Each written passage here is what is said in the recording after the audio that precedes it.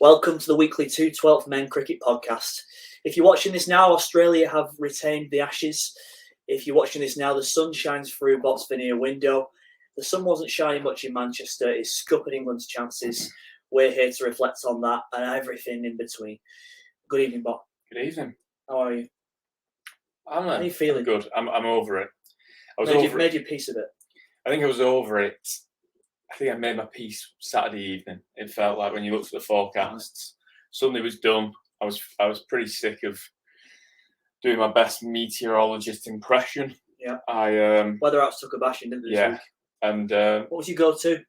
Well, it depended which one was telling me what I wanted. AccuWeather gave me a little bit of. I saw a tweet I think on Saturday saying big day for AccuWeather. Yeah. I think AccuWeather had tipped almost like a full day's play. Do you want to sort of summarise our day at Old Trafford, because we were both there and it was short-lived? But what were your experiences?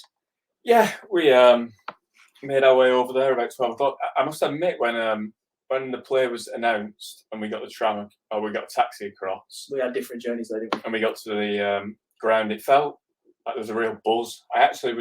When we were going to our seats, you could feel people kind of rushing to the seats. You got the TMS and sort of play will start this time. Yes. I saw people running to the ground. Yeah. When I was running, I was a bit late. I was running to the ground. I could hear Jimmy Anderson chants. Yeah. And I was starting to quake. I was starting to think this could be something. It felt magnificent. It was obviously damp. It felt miserable from a weather perspective, but actually it felt very hopeful, and you could really kind of feel the buzz in the air. I feel like that went really quickly. We started with Anderson. Because Woakes had been off the field. I didn't realise that at the time, but Woakes had been off the field. So we had to wait 11 minutes until he could bowl. And then Wood started at one end. Woakes came on from at the other end in replacing Anderson. And it just felt boring. They were all a bit of a shambles from start to finish, really. I mean, it felt cool. It felt edgy. You know, we had stages where we couldn't bowl our quicks. Old Trafford's got to seriously up its game as a venue. I mean, there's been a lot of outcry about how it's lost the test matches, but being in that big stand, you know, queuing up for the toilet for over 10 minutes, beer is still absolutely terrible. You know, as a venue, I think it was set up on such a high pedestal, wasn't it? Yeah. It is. It is what it is. It's kind of there. It serves a purpose. I suppose getting to the cricket, it just felt like England lacked a bit of energy. It felt like the weather, the waiting around, they'd lost a little bit of bite.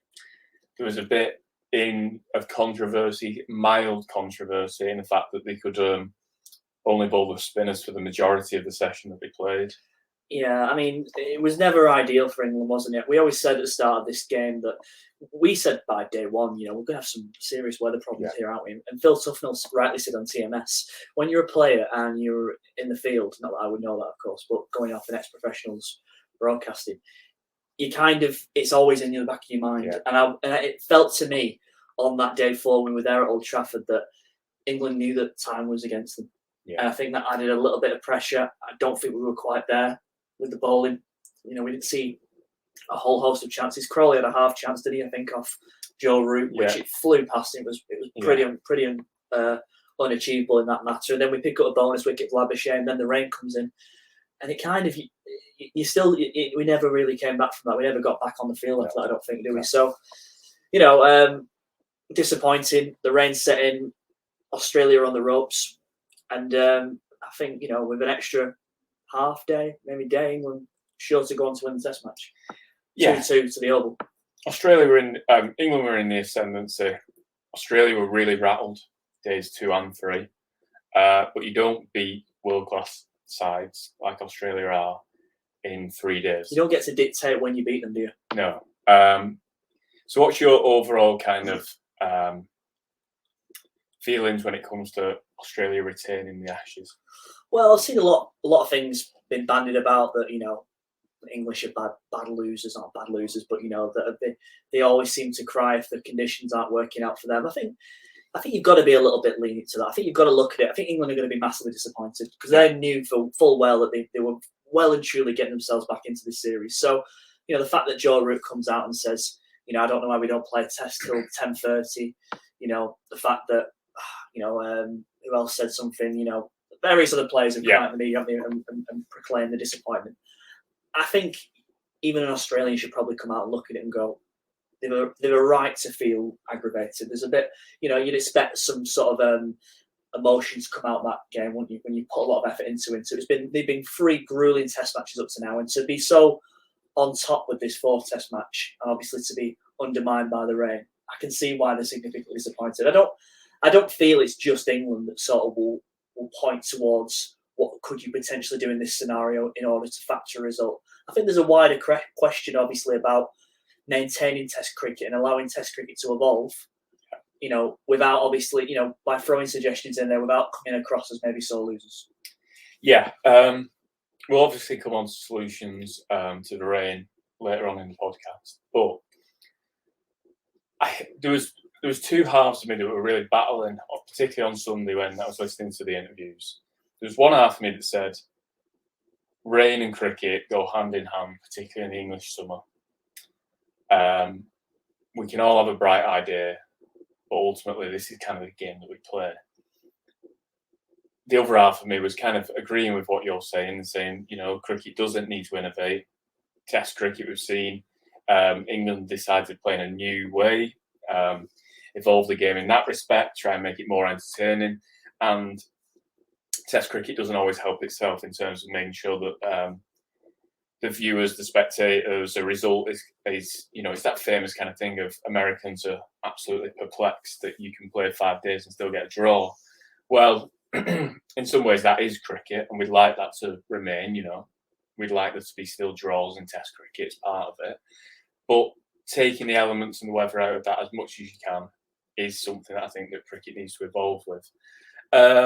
My overriding feeling was we left too many runs on the field, too many chances, too many drops. This Test or in the series? In the first two tests, yeah, to really give ourselves a credible chance of winning the Ashes, because ultimately, not since Bradman has a side come back from 2-0 down.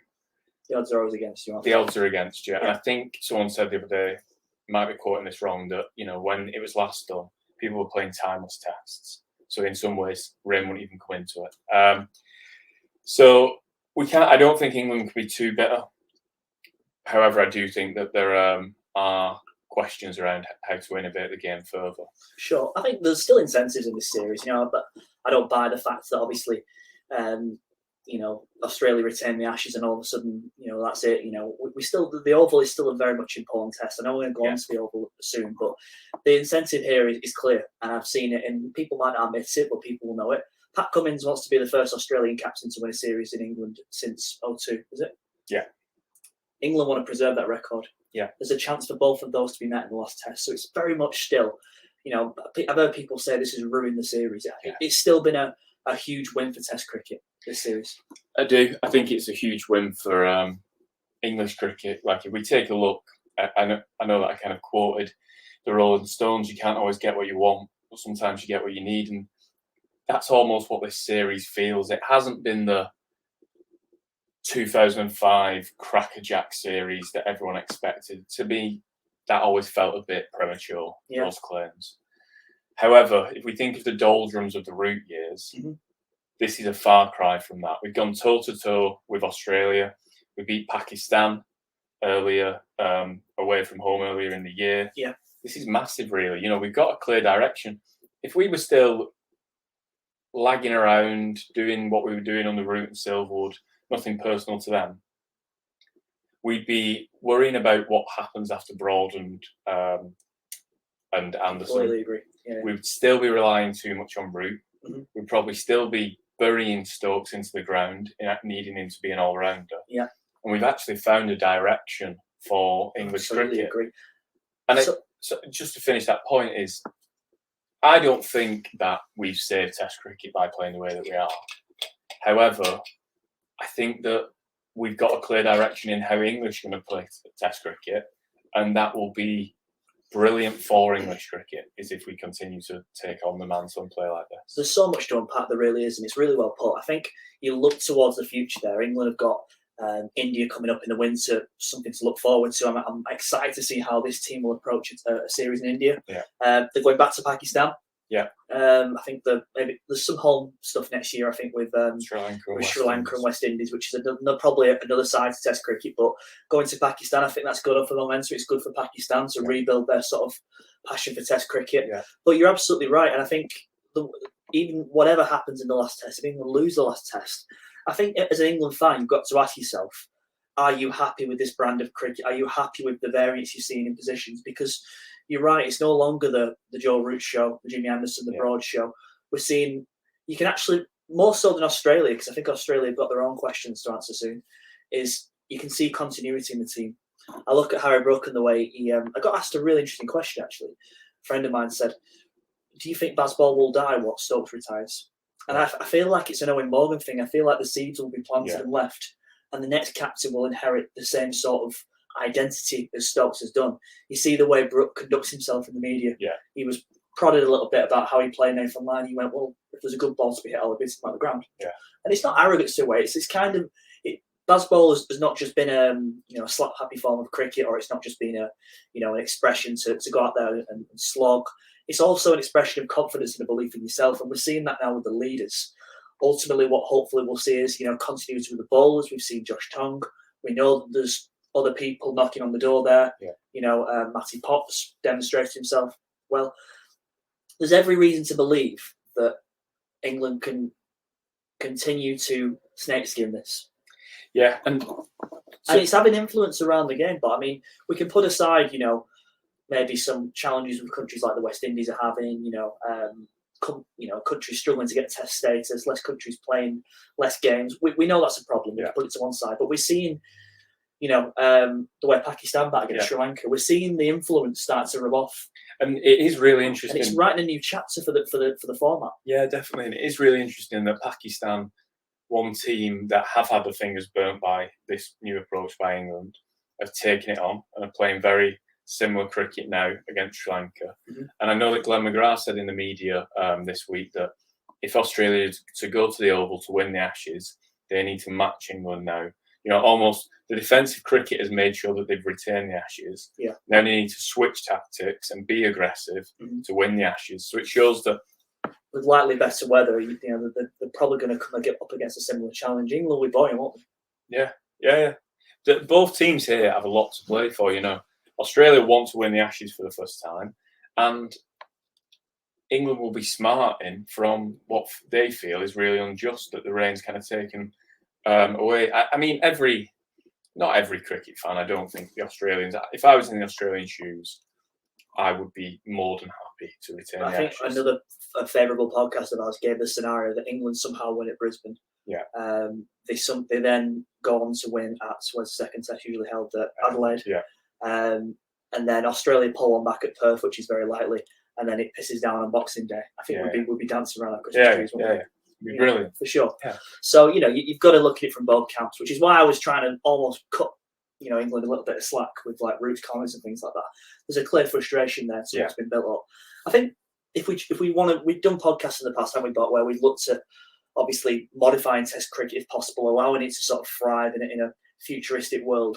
And a constant sort of variable that hinders Test cricket because it relies on its duration over a set period of days is in fact the rain and the elements. Yeah. So what are your thoughts towards this in Test cricket? I think you can go from the extreme to why can't you have a roof on the grounds? I don't think that's ever going to happen. If you look at English cricket grounds, which one are you putting a roof on? It's a big job, isn't it? It's insane. You can't make it happen, really. Jesus. Makes a roofer.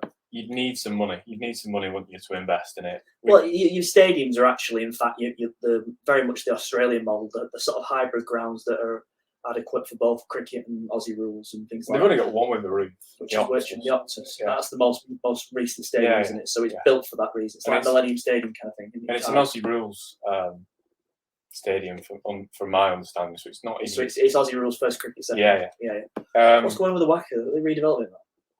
I don't think so. I think they are. I've heard that they're trying to sort it out. Right. Anyway, less England go there, the better. So you're not going to get your roofs. The next one, kind of from that extreme, is reserve days. Now, I think with TV scheduling, with this series was put into 6 weeks 5 tests in 6 weeks. You can't have reserve day for every test. That feels a push to have reserve days. I don't think it's the right approach, to be honest. Because see, I disagree. I like the idea of the World Test Championship having allowed for that day, and I know you might. Well, that's a final, though, isn't it? So yeah, it is a final. Do you put it in? I mean, it'd be wrong to say do you put it in series of magnitude because Pakistan versus Sri Lanka. That's right then the most important game between them two teams. I'm just wondering if it's the importance of where a series can be decided on a game beforehand. They put something in place. So before this game, they knew that if England were to win, they'd still have the Ashes. If Australia to win, the Ashes would be over. So even if England were on the receiving end of this beating, and we were hoping for the rain, Australia would still have the option to enforce an insurance day. In that scenario. So I don't want to make this sound like I'm trying to manipulate for England. Let's take this scenario down. Saturday and Sunday, get no play. Yeah. Lost a full day's play, so we activate the insurance reserve day. Mm-hmm. Monday, and we're playing at the Oval on Thursday. Right. Where's your turnaround time there? Is that professional sport? I guess, isn't it? Is it just a hit? You'd say that. Do you not just say that they've had 2 rest days ideally on Saturday and Sunday, which in theory they have? Are you thinking about the welfare of the players here? I'm just thinking about team scheduling. Yeah. So and also in terms of people could turn their nose up, a bit. Talk sporty almost and say, well, they get paid enough, welfare of players, blah, blah. Yeah. But the welfare of the players as well, from a physical condition perspective, is what creates elite sport. Like, you want the best players fit. So would you get yourself into a little bit of a tangle? And also, if it happened on the first test, where you say, well, the series could be hanging on the line here. We don't know what's going to happen. When do we decide when it's hanging in the balance? Mm. Yeah, I think reserve days is a tricky one. So I think it should be reserved. Is it? I mean, I'm talking. I don't mean like you've had a bit of rain at tea on day 4. I mean, I'm counting if 2 days of significant overs are lost. Do you mark it on overs lost? Because I think that'd be fair. If you have 2 days where the game is completely abandoned because of rain, I think that should justify an activation in an insurance day, not just because I want to finish the result or because I'm an England fan and England probably would have gone to win the game. I'm talking about the quality of the product. That Zach Crawley innings is arguably now one of the best Ashes innings there's ever been, and it's almost in vain because of rain. Yeah, no, I I'm not agree. taking anything away from him because I loved every minute of it. I don't think it would not harm Test cricket to have reserve days. I think the practicality of them is a struggle. Mm-hmm. It would be tough. I don't see it. The one that I think really makes sense more than any is starting at 10:30. Yeah, most fans are at the ground by 10:30. Mm-hmm. The pushback on the 10:30 start time is that you would be in peak training hours. So if I was coming from London, I'd have to buy on peak. I feel like there could be some kind of workaround, surely. I think the over fines and the over rate sort of punishments are quite draconian now, aren't they? Where soon the ICC might just realise that this is just the standards rate of play because we never get 90 overs in because of slow over rates. Well, they've just reduced. They've lessened the punishments, haven't they? Because Usman Khawaja said, you can't fine people the amount of their match fee that you are doing. I think he had a word with someone high up at the ICC. It was a Twitter exchange, was it, of some sort? Yeah, the chief executive of the ICC, and said it's too far. And I do think that in some ways, like the financial stuff, it doesn't make any difference really. Mm. I think it has to be in-game penalty runs, but also for both sides, because people have pushed out the reasoning as well as Steve Smith slows the overs down as much as the bowlers do. Of course, yeah. It's becoming a common theme in Test cricket now, where all of a sudden we're having massive problems with the sight screen and people walking. Yeah, I'd be less bothered about I think the overs have to be monitored. You don't want 8 overs an hour and stuff, 10 overs an hour. Yeah. But I think it's more about giving yourself, maximising the window for enabling play. So there's a window of between 10:30 and 7:30. If the light's good, if the weather's good, we play then. If we've got overs to play. Mm-hmm. And that just feels sensible. In some ways, it always feels to me like we play till 6:30 on 3 days when the weather's really nice and there's blue skies, and then 4 and 5 will suddenly start playing till 7:30 because we've got to get overs in, we've got to recover it. Well, actually, just have a window and say 9:30 till 7:30. We try and bowl 90 overs, and we play all that time if the weather's good. That's got to surely get in the bin as well, hasn't it? But the not being able to bowl seam bowls in certain lights. I mean, it was like 3:30 in the afternoon, wasn't it? I don't think that the time in the I don't think the time in the afternoon necessarily dictates the light. That means that you can automatically bowl Markwood, but it got lighter. They brought the spinners on when it was, clouds came over a bit, and then it felt like it got back to where we were, and there's a lack of agility almost. The pink ball's an interesting one because Michael Vaughan's been an advocate of that. The minute, I mean, I don't want to sound like we're pigeonholing England here, but where is this problem strictly England? Pakistan has a bit of a problem with fading light, doesn't it? Is there a scenario? You get what I'm saying here, don't you? Do you offer it the batsman's discretion? Say, look, they want to continue playing pace ball. If you're comfortable with this, we're going to switch to a pink ball. That doesn't work, though, does it? Because if I'm Marnus Labuschagne and Mitchell Marsh, I go, well, I'm not having pink ball. Well, you face Mark Wood with the fucking jukes. But you just said it's too dark. So who is determining it's too dark? Because I remember at Lords when they went off a bad light in the last home Ashes series, Jofra Archer was on a run. He'd hit Labuschagne on the head a couple of deliveries ago, and then a few balls later, Labuschagne looked at the umpire and went, "I can't see that." Yeah. So they're obviously, if you are in a situation what Australia was in, you are going to use that to your advantage, aren't you? In England.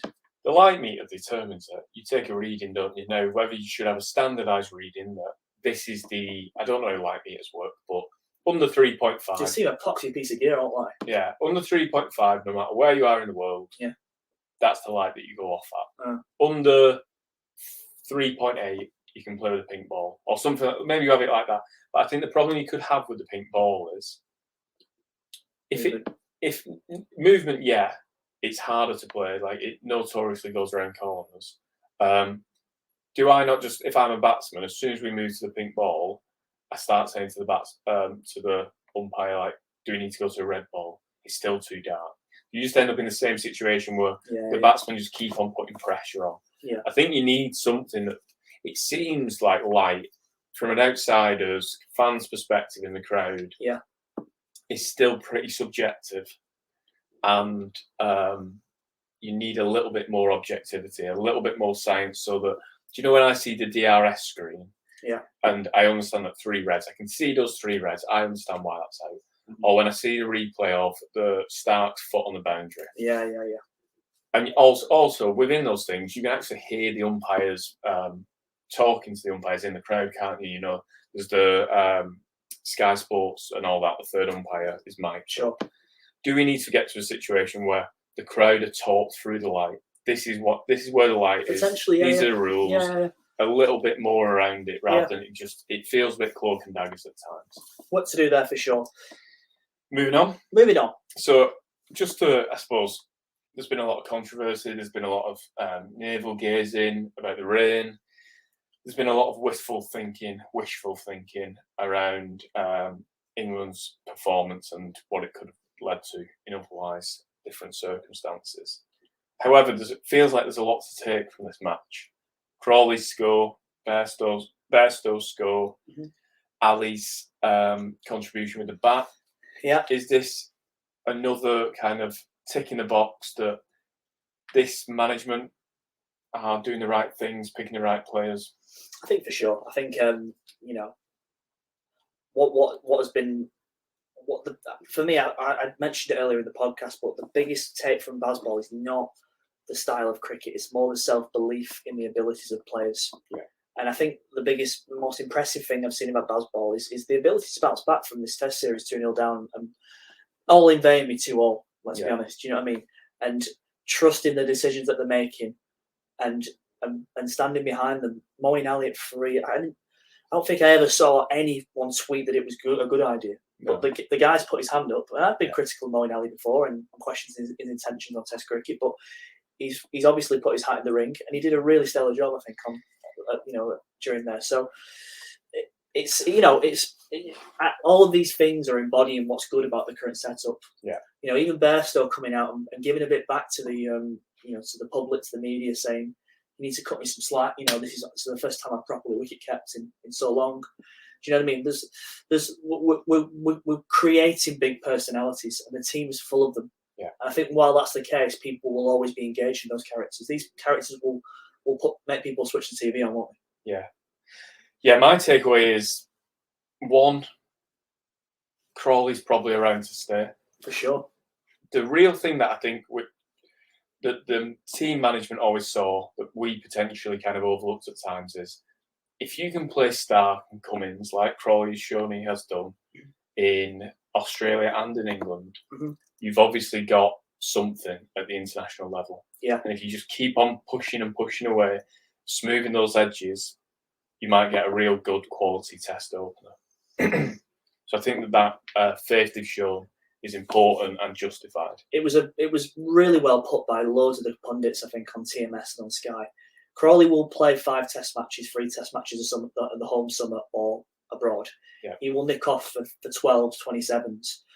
But there'll be one innings where it'll click. Yeah. And when it clicks, it's dangerous. Yeah. And also, I just think Duckett and Crawley, for a crude football analogy, are almost like Heskey and Owen. They bring the best out of each other. Yeah. Owen's best strike partner was often Heskey. They were so different. I really weren't expecting that. For a bit, Bairstow, I must admit, sometimes I think these kind of tirades that he goes on, as much as they are part of him and what makes him brilliant, that he's always picking a fight. The world's against him, kind of thing. He is almost kind of Mourinho-esque sometimes in the press conferences, isn't he? Yeah. I think he almost justified every slight that everyone had ever said about his selection. He kind of said, "Well, I was too injured to keep, but I'm here. I've been out for ages, but I'm keeping." Yeah. We don't need to go over that, but No.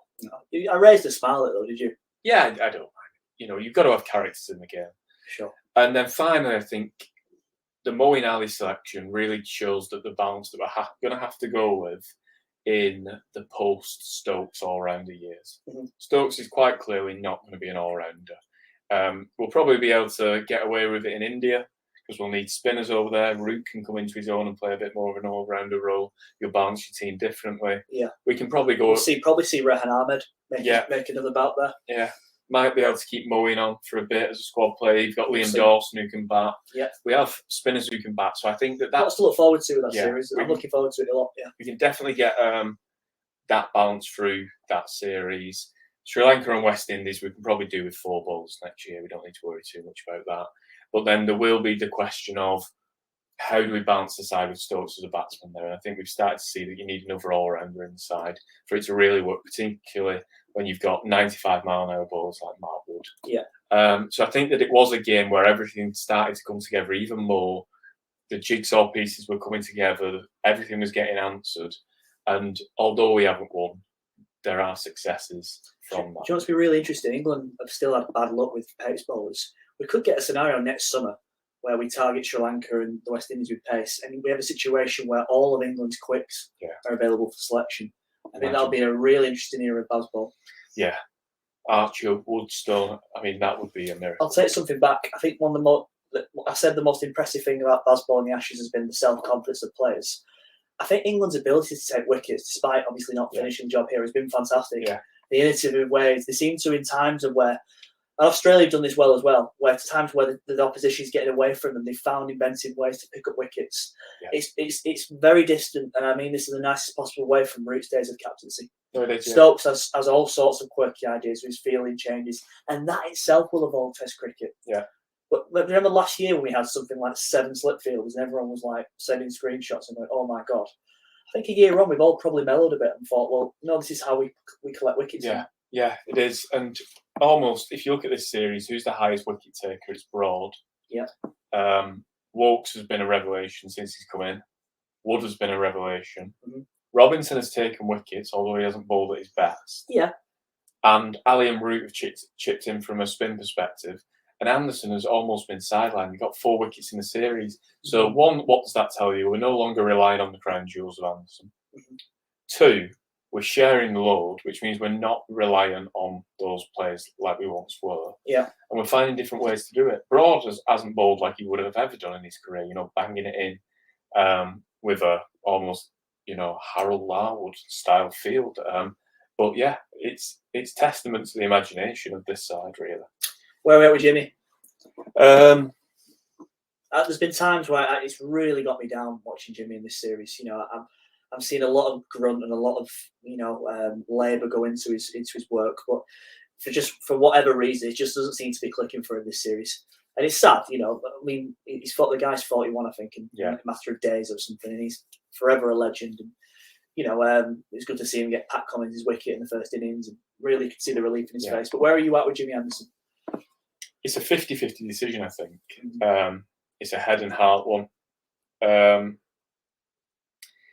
We don't want to end up in a situation that Australia are in with Warner, where you're limping towards some kind of Sydney send-off, when realistically he isn't justified a place in the side. I don't think Anderson's at that point yet. The next Test cricket we've got is in India. You could take him as a holding bowler. Him and Robinson. Do you want to use Wood on those wickets, or do you just want your pace bowlers to go at 1 and over and hold an end up? You could give him next summer and say you can have some tests next summer. But what happens if we come around to next summer and he's as ineffective as he has been this summer, and it's just gone a bit? And I almost feel like I think Broad will go out at the Oval. You believe this, don't you? I'm pretty certain on that. I just think Have you got a hunch or something? Have you got someone on the inside? I just think if you look at Broad, he's a man for the big occasion. He knows that big occasion isn't coming for a long time now. He probably hasn't got the body or the athleticism to go on the way that Anderson has gone on. He said himself he's obsessed with Test cricket. Yeah. I think that Broad will go out at the Oval. And I think that Anderson, if he's clever, I know that Warne he's in touching distance. I think he's still about 14 wickets off, mate, which doesn't sound a lot, but the rate he's going at may take a while. He's 11 wickets off 700. Yeah. And he's, what would he be, 19 wickets off Warne, 20 off going past him. Now, that's tantalising to every English fan with, a romantic side to them. And it'll be really tantalising to Anderson to just keep going. But I think it's done. I think, it's one of those. There's not a Test match at Old Trafford for 25 years, is there, as well? Yeah. So, I mean, it might be that bothered about going at Old Trafford. I know he's got an end named after him, which, by the way, I couldn't see the sign anywhere where we were sat. I couldn't see the James Anderson sign. Yeah, it's just Glenn McGrath noted it was significantly small. Does it feel nice for like an Oval? Oval seems to be a good kind of retirement home, doesn't it? Yeah. Does he play at the Oval? We'll come on to that. But maybe Broad and Anderson go out at the Oval. Who knows? Whatever decision they make, obviously, making it 2-all. Making it 2-all. We'll see. Time will tell. Anyway, on to the Oval, which we got a great day at the Oval this year, aren't we? Yeah. Big fan of that. Old Trafford could learn a few things about the hospitality function side. I ain't giving it a hard time, but yeah. Oval, impressive place, South London. Great Ashes memorabilia there, isn't there? In the form of memories, great nostalgia there. I think of Kevin Peterson. Yeah. What else do you think of there? Swan getting Hussey to win the 2009 Ashes. There was Flintoff's run out almost on one leg. For sure, in that game. Separate to the Ashes, you've got Cook's last ever 100, haven't you, in his final game, which was amazing. Rishabh Pant almost showing the way of baseball before it was even a thing. Yeah. Getting a century there. A lot of time for the Oval. We've already said in this podcast that it's still a lot to play for in terms of England keeping their record of so many years since Australia obviously won a series over here, and Australia looking to finish the job. Where do you see it? Where do you see things at this Test match? I think. By the way, I think it's worth noting that as much as we've heard Australian media sort of say like, "Oh, England moaning about the rain," this kind of thing. I think a lot of players. I think Cameron Green, interestingly put, it's a strange sort of feeling at the moment because we know we've been let out of jail. Yeah, we retained the Ashes, but at what cost? Yeah. Where it's at. So very interesting to see how both of these teams enter this Test match. Yeah, you could either get an absolute damp squib with two teams that are not quite at it. Australia feeling a little bit disheartened of the way that they were treated. They were bullied at Old Trafford. A bit embarrassed, and whether they come into it a bit shy from that result. I think Australia will be well up for it. This is their defining moment to decide where they sit in the annals of Australian history. So many of those players, final tour to England, isn't it? Kawaja, I'd put good money on Smith being his last tour in England. I mean, not many of them are playing much more Test cricket. Yeah, really, with the age they've got. Mitch Stark going to return back. Maybe not his vicious self, you know. Green, Head, Labuschagne, Murphy. Long-term spin option. Lyon. I mean, Lyon has said, I've heard from a good friend, that Lyon has said he has no reason, body permitting, that he can't play till he's 40. So we might see Nathan Lyon again. Yeah, I think you could see Lyon. But they'll be well up for it. Mm-hmm. And then with England, they've got to really kind of get that feel-good factor of Bazball going, because they've got to make it 2-2 for this to really kind of... Not to sound pessimistic, but is 2-2 a good result? They would argue that it's a moral victory, wouldn't they? England or Australia? For England. Yeah. They'd say, we've played in a different way, we've taken Australia on. Is it that much different to 2019? You'd have to say it's the style in which they've done it. That they're on a different curve, different trajectory now than they were in 2019. Not quite clinging on with the fingertips like they were in 2019. I think England will back themselves that if they can draw this test match, the next time Australia rock up to England, might be wrong, there might be some wonder kids that come up and surprise us all, but we'll probably won't face an Australian team as strong as this. Now, I think you revel in that. I do revel in it. I don't personally. When I look at... Well, when I say revel in it, I revel in it for England's chances of winning. I don't revel it as the prospects of the series, where big names are over there. But you say this, Bob, but big names, you sometimes look at the Australian team under Michael Clarke, and you think Hilf and Houseboat, with respect, Hilf and Houseboat, and this kind of thing. And when are the next greats going to come along? And they always do. Yeah, no, I'm not. I'm just saying I'd like to. I don't want to see like the Xavier Dohertys and where it feels a little bit. They have to. They may have to go through some of these players. They may have to have their their Alex Lees. They might have to go through their who else have we seen? Toby Rowland Jones. You might see these kind of selections. That's what happens when you've not got a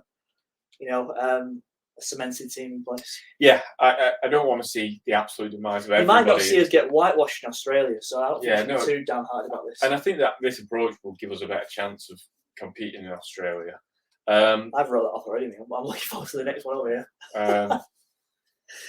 It's a shame, but I think Will McPherson said it on the Wisdom Cricket podcast that I think was released today. I was having a listen this morning. He was saying that there is a tantalising chance that if this series finished 2-2 and England perform well in the World Test Championship, and as do Australia, then in 2025 at Lords, there's a winner-takes-all, referendum-style one-off match of who actually won the 2023 Ashes. When's the next cycle for that? Is it? So we're in the cycle. I know we're in the cycle. When's the final? 2025. So Australia will be pull our finger out in India, and where else we go to now? Yeah, well, we've got guaranteed 6-0 next year, haven't we? Jesus. But do you mean away from home or the home tests? The home tests. But I feel bad beating Sri Lanka. I quite like them. Yeah, but it's 6-0 that. And there's lots of potential romance. I think there'll be lots of kind of looking back at careers at the Oval, no matter what happens. Lots of these Australians won't come back. Yeah. A few of the English players might not come back.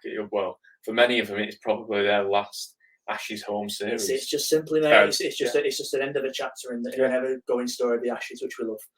So, one last question. Sure. Anderson, does he get selected?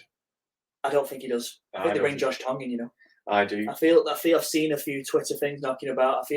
It's Tuesday evening. The team will get announced tomorrow, maybe tomorrow morning, perhaps. Yeah, will be imminent morning. Could be any time now, really. England seems to like getting out early, don't they?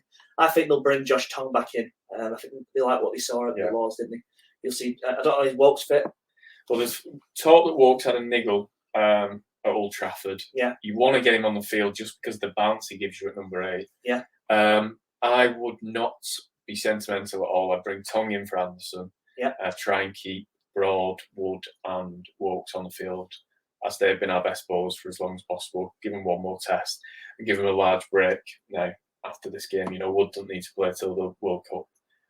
See if we can make it 2-2. And it'll be a good result, a moral victory in the end. Evens. Sure. We're going to do a live session at some point? Yeah, try and do a live session Saturday or Sunday. Not Friday evening, you're too busy? Can do Friday evening, yeah. Let's see. We'll suss it out. Yeah. Thanks for joining us this evening. Look forward to the next test. Let's enjoy the remainder of the Ashes. It's been a fantastic series. And hopefully it can be wrapped up well and truly in the right fashion. Take care. See you all soon. Cheers.